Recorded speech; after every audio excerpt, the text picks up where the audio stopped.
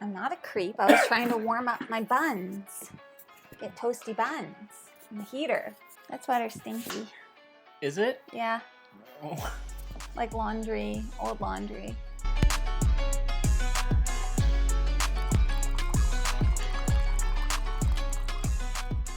Hello everyone, welcome back to Foster the Meeple, a channel all about board games. And stained and stinky sweaters. Exactly. Mine is stained and Jeff is stinky.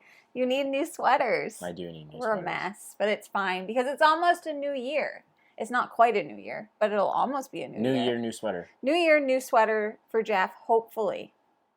Hope everybody had a happy Christmas if you celebrated. I believe it was yesterday, if I have my calculations correct on when this video is coming out. If not, well, I guess I can look at the schedule. Okay, no. So hope everybody has a happy Christmas if you celebrate, because that's in like 2 days.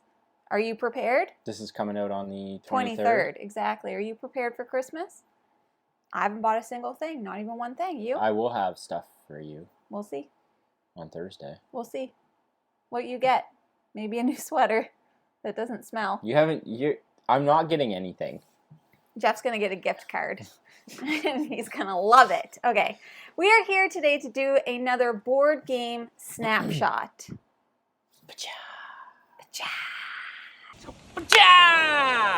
For anybody that doesn't know, our snapshot videos are a series of mini reviews where we take 5 board games that we've been playing recently and we talk about them. So we have 5 games to talk about today. Only one of the 5 has been gifted to us and was sent to us for review. The rest are bought and paid for with our own money. Actually, this one was a gift, but not a publisher gift. Correct. Okay, we'll let you know all that good stuff. So, where should we actually, Jeff, do you know where we should start? Because we are but a mere 2 days from Christmas. Let's whip that bad boy out. All right, first up from Elf Creek Games, we have Santa's Workshop. We purchased this while at PAX, just for transparency's sake.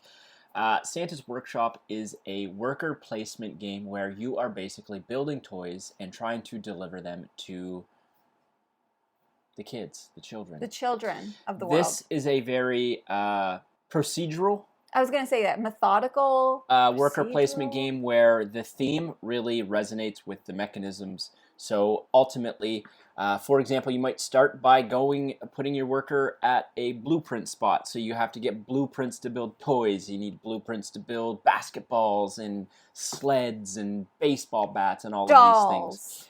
You need resources in order to build those blueprints. So maybe you'll spend a worker placement spot and go and get some resources, which are like metal, etc. However, I will mention, you always use coal to do things. Coal is how you pay. Basically, all of these workers are going to be turning coal into things. Do be fast.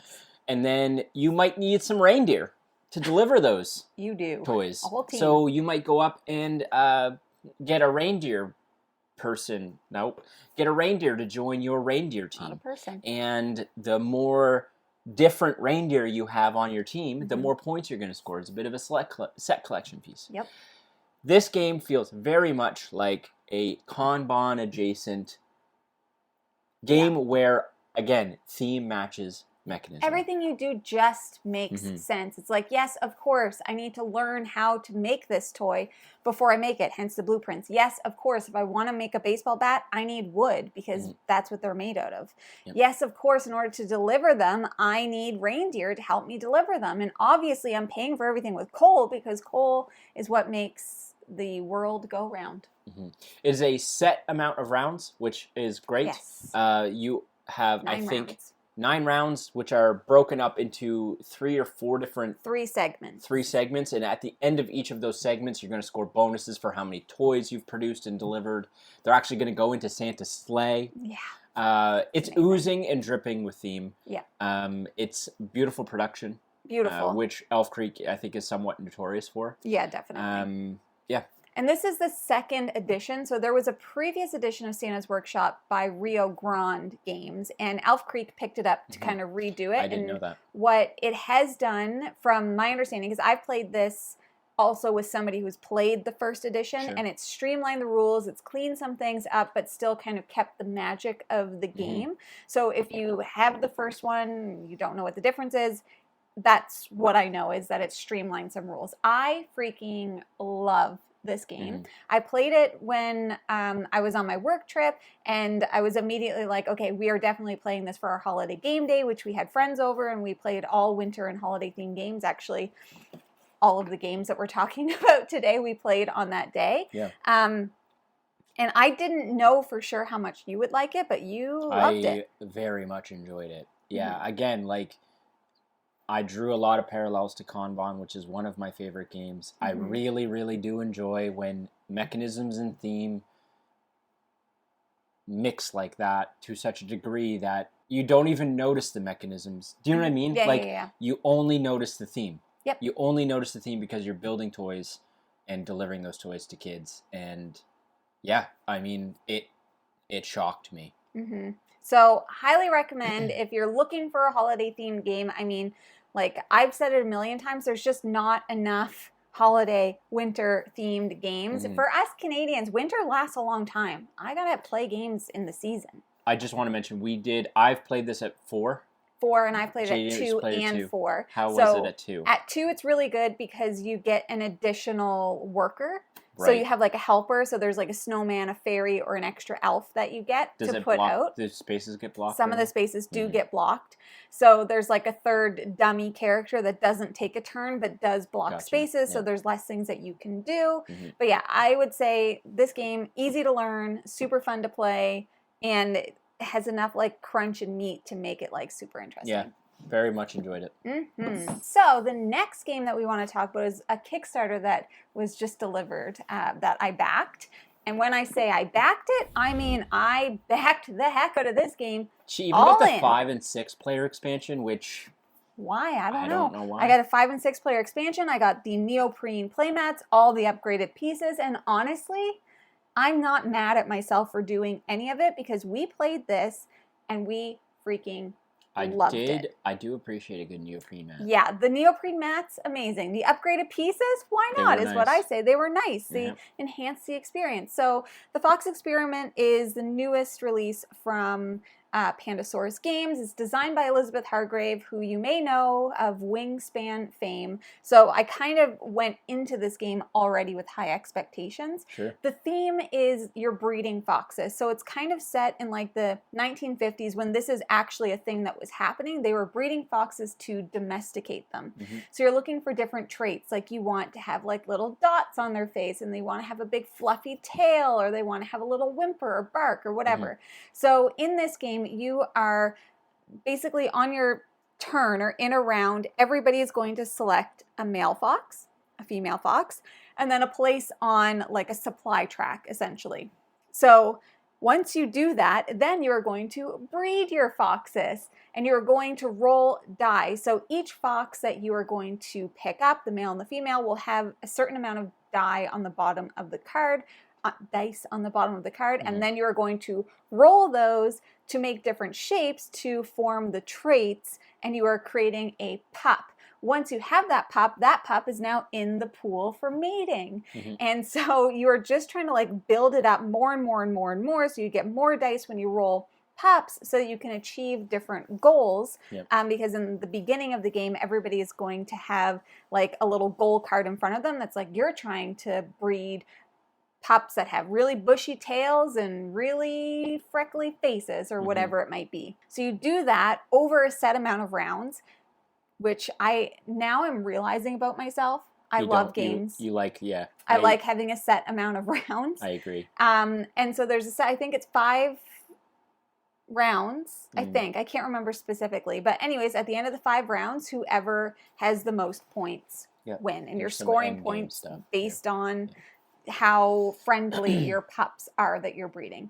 So I loved it. I thought it went, like, I was hesitant to play this at more than 2 players to start because I was worried it would take a long time, but there's so many aspects of this game that happen simultaneously that it really goes by very quickly, with the exception of like the selection phase, and people are rolling their die and they're doing their stuff. So It went really quickly. I think all of us enjoyed it a heck of a lot. I have heard that people who play this at 2 players like it slightly less because there is an AI character involved. And some people just don't like playing with an AI, which I think is fair. But we played it at 3, and I thought it was perfect at 3. It was very good at 3. I always enjoy a somewhat fail-forward mechanic too. Like in Fox Experiment, like when you're rolling these dice, you can get like these trait tokens, and those trait tokens might not be used for your foxes, but it goes onto a personal board that you have, and that personal board gives you victory points. It allows you to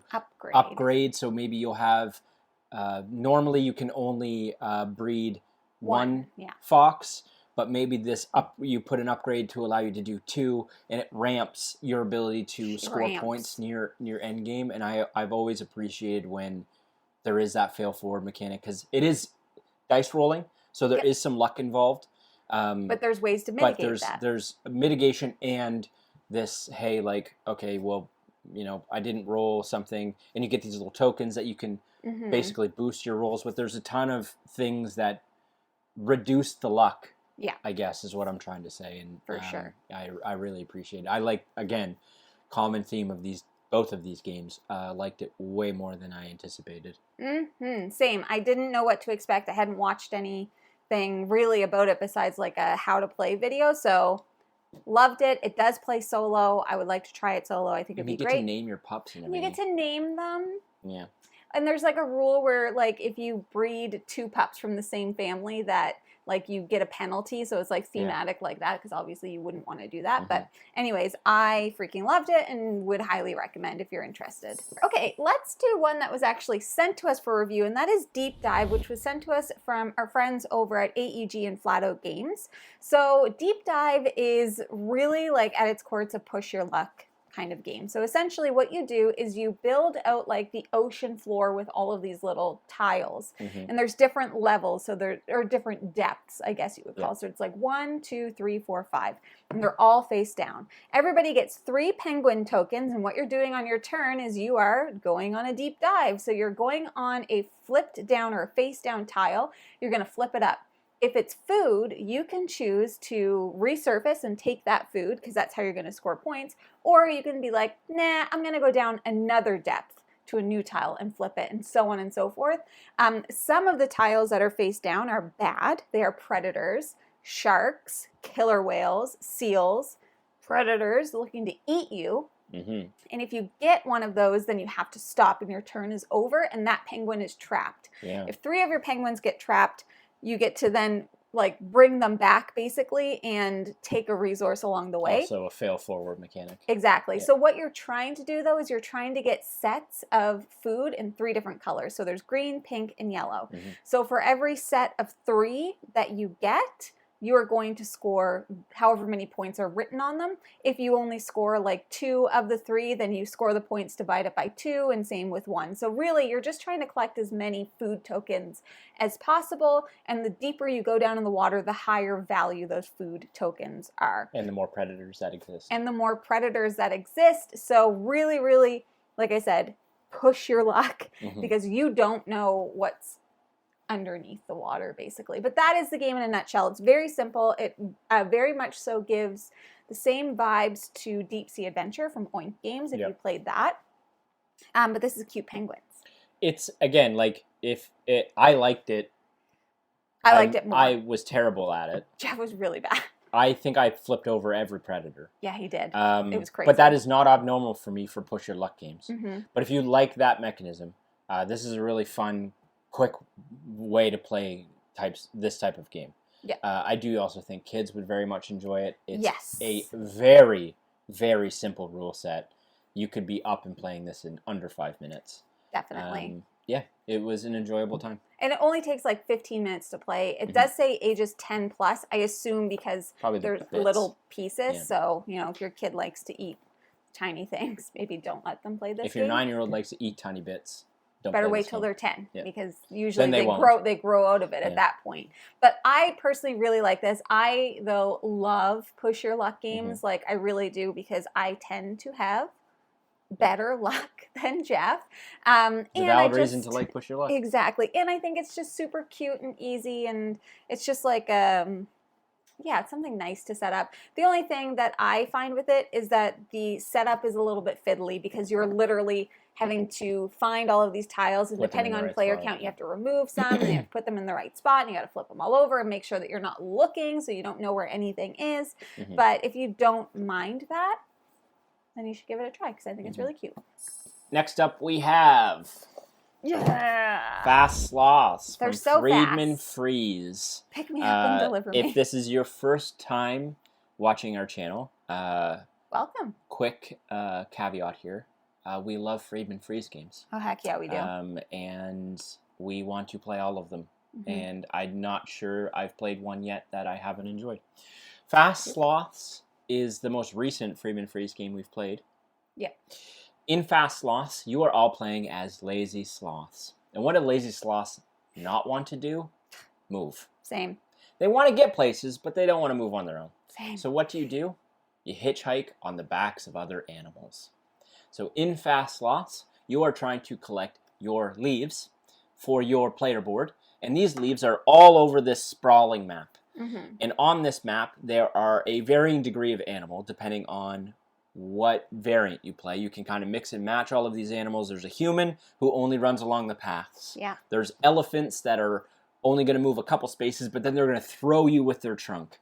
There's ants, and if you get a congruent line of ants, they're going to shuffle you along the ant line to your destination. There's donkeys that basically just are donkeys, and you just hop on their back and walk around. That's the basic premise of the game. It is a race game where you are trying to collect your leaves. As you collect your leaves, it's going to impact your player board. So depending on how many leaves you have, you maybe will only draw a couple cards, or maybe you'll draw 3 cards and you have to discard 1, that sort of thing. The unique way the cards work in this game is that they are always put in value from lowest to highest. So each animal is going to have a pile of cards from, say, 2 to 5, for example. When you draw cards, you're only allowed to draw from different animals, so you can't draw from the same animal twice. You have to draw from, say, 3 different piles of animals, and you're always taking the top card. So as those cards are being pulled by players, they're going to get more and more lucrative. So, you know, for example, if I've taken a donkey 2, the next card might be a donkey 3, so the next person's going to have a more beneficial card for the donkeys. Yeah. And then on your turn, you can play 1 animal type to move. So, as many cards. As many cards of 1 animal type as you have. So you might need the alligators to move you from the riverbanks to a town. So you would move the alligator. You're gonna hop on as it walks by you, or through you. You'll hop on the alligator, and the alligator's gonna take you to your destination and drop you off. That's the basic. That's the entire game. Yeah. That is literally the entire race game. To it's a get race all of to your get leaves. 8 leaves. Yeah. And the first person to do that wins. Triggers the end game. Right. And then everyone gets 1 more turn. And then there's tiebreaker rules and that sort of thing, because there are 9 total leaves, I think, but 8 triggers the end game. That's the basic premise. Full transparency, this game is very hard to find. Yeah, it's older. It was sent to us by a viewer, so thank you to them for that, because I absolutely effing love this game. Same. We've played it. It's so ridiculous. We've only played the basic version, which comes with, which is like the same animals. We've only played it 3 and 4, so we haven't played a 2-player game of it yet. It's silly, nonsensical fun. And every game kind of comes down to the same end, where like 2 or 3 people are usually pretty close. Are really close, and it's just amazing. It's just nonsense. It's just the best. And we've had a ton of fun every time we've played it. I just love it because it is so thematic. Like Jeff mentioned before, like the humans can only walk along the path, like useless humans, and like the eagle can fly to you from anywhere on the map, and then there's a unicorn, and so like amazing. I should mention there's different terrain types on the board. Yeah, this is important. Right. There's different terrain types on the board, and certain animals can only go on certain terrain types. Yeah. So the eagle can fly over mountains, but no other animal can go through, or maybe the donkey can, I can't remember, but you're getting the basic premise. The alligators are only allowed to move along the river or the riverbanks. They can't go anywhere else. The elephants can't go across a bridge because it would break the bridge. The elephants can't go across the bridges, but they can walk through the water because they're so tall. That's basically it. It's great. Yeah, it's so good. If you if you like anything we're saying and you see a copy of this, I highly recommend grabbing it and trying it out because we've had a ton of fun with it. But just know, like, it is ridiculous. This game is ridiculous. And there are probably many people who would play this and be like, this is dumb. Dumb and silly. But, like, not us, okay? Because we love that. Like, look at this. The board is huge. It is huge. It's 2 of these. Yeah, it's big. It's amazing. I love it. I very, very much love Fast Loss. Same. Last but not least, we have Jokkmokk, which is from WizKids, which I purchased at PAX Unplugged. After one of the lovely humans at the booth gave me a little demo, and they're like, it comes with free hot chocolate. And I was like, I'm already sold, but now I'm even more sold. So Jokkmokk, the winter market, is all about going at a winter market, and let's call it Sweden or Denmark, wherever it might be, and you are going along this board. Northern Sweden, and you're going along this board, and everybody has 2 meeples, and along the board are different cards of different types. This is a set collection game. Okay, and each card type scores differently, and there's a huge stack of different card types that you can mix and match, or it gives you some suggested combos essentially. So you're going to move your little meeple to whichever card you want around the board, knowing though that if you move really far ahead, it's going to be a while maybe until it's your turn again, and you miss out on all the cards behind you. Similar like to New York Zoo. Yes. Or Patchwork. Not quite the same, but that kind of circular mechanic. Exactly. So you're going around, you're going to pick up the card, and you're going to put it in front of you. Some of those cards have instant effects. Other are just endgame scoring, etc., etc., etc.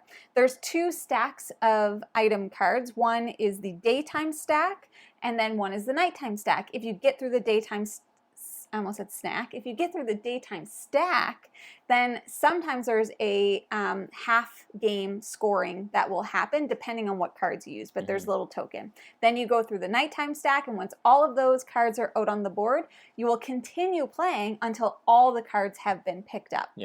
There is, like I mentioned, you have 2 meeples, so if you move one here, there's a little like timer marker guy that's walking, so whoever's closest to him gets to go. So that's basically how it works. So you might get 2 turns in a row, you might get 1 turn and then have to wait until everybody else goes, and then you get your other turn. And then as you take cards, they're just refilling in the board. It's very, very simple, but man, I love this game. I love set collection games. Yeah, I, after playing this, said to Jamie, like, I don't think I give enough credit to how much I enjoy set collection games. Because they are very simplistic. Because we played another game that I won't talk about here that was also set collection that we also very much enjoyed while we were playing. And then we played this. I'm like, this is such a great little game. It's a great little game. I think this would be a great game to bring out during the holidays for non-gamers. Yes, very, very easy to understand, because and every single one of the types of cards has a little info card that's like, this is how it scores, so people can see all of those. And some of them are like, if you have the most hot dogs, then you get half hot dog points. But whoever has the second most will get full hot dog points. You want some hot dogs, but not all the hot dogs. Or there's a fika one, which we didn't play with, but you want to get pairs of coffee cups and cinnamon buns. So one card might have 2 coffee cups and 1 cinnamon bun, another might have 3, so you're trying to do that. Antiques do the same thing. There's also one of my favorite cards that we played with was Patchwork. So it's almost like a mini game within the game where you're trying to build out a quilt. It's almost like that old wallpaper or Patchwork, where you're literally just trying to match things. Anyways, if you see this and you're curious about it, just know that I definitely recommend it. I think that it's great. I'm very excited to play it again. And it plays solo. And it's winter themed, which I love. And if you're wondering, because if it's a Christmas game or a holiday game, it really isn't. There's some stuff that you could take out, presents and stuff. And you can play this any time of year. It's more winter themed than holiday Definitely more winter themed for sure. But yeah, I loved it. And once again, another one that I loved more than I thought that I would, because I got it because it was cute. Yeah. I was not expecting anything from the gameplay, and then we played it, and I was like, oh, she cute and she good. Yeah, we had a decent run of games. We had a really, really good day of games we played, so that is Jokkmokk, and it's fun to say, Jokkmokk. Yeah. Anyways, those are 5 more games that we've been playing recently. We would love to know in the comments below, have you played any of these? What do you think? Do you want to play them? Do you like them? Do you hate them? We want to know. Please let us know. Please tell us. But that is everything that we have for today. Now, if you're interested in buying board games like any of the many we mentioned today, you should first start by checking your friendly local gaming store. And for us, that is... The Boardroom Game Cafe. Do you like snacks? I do. Perfect. You know it's a great last-minute Christmas present? Munch Pack. Munch Pack. That is a great Christmas gift. It's a great Christmas gift. We have the code down below. You get $5 off your subscription. Snacks from around the world. Indeed. But that's everything we have for today. Thank you so much for watching. If you like what you see, please subscribe. We hope to see you again soon. And now we say goodbye. Goodbye. Later days.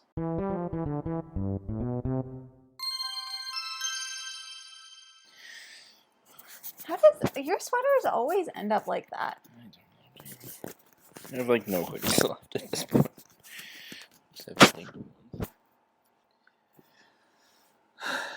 Can you notice the stain on my sweater? There? Yeah. Yeah. I can't see it in the camera though. It's very not noticeable. Well, it's because I washed this sweater with that purple face cloth. Oh yeah, I see it in the camera now.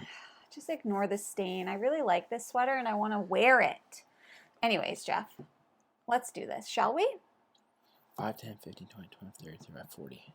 45, 50. That chicken needs to thaw for 40 hours. Hours? Yeah. 40 hours? 5 hours per pound. Wowza. 40 hours. That's multiple days. Yeah.